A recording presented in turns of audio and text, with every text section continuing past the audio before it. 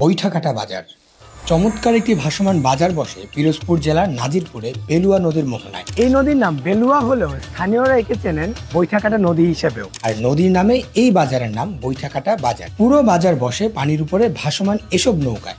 আর এখানে এক একটি নৌকা হচ্ছে এক একটি দোকান।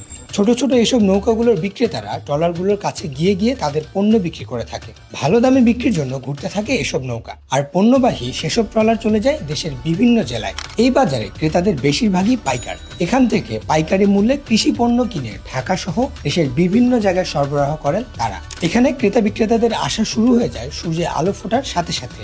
প্রতি সপ্তাহে শনিবার এবং মঙ্গলবার অর্থাৎ সপ্তাহে 2 দিন খুব ভোরবেলা থেকে শুরু হয় এই বাজার। কিন্তু খুব ভোর থেকে শুরু হলেও শেষ হয়ে যায় বেলা 10টার আগেই। এই বাজারে কচুরিপানা ও শ্যাওলাও কিনতে পাওয়া যায়। অবাক করা হলেও এটিই সত্য যে এগুলো বিক্রিও হয় বেশ ভালো দামে।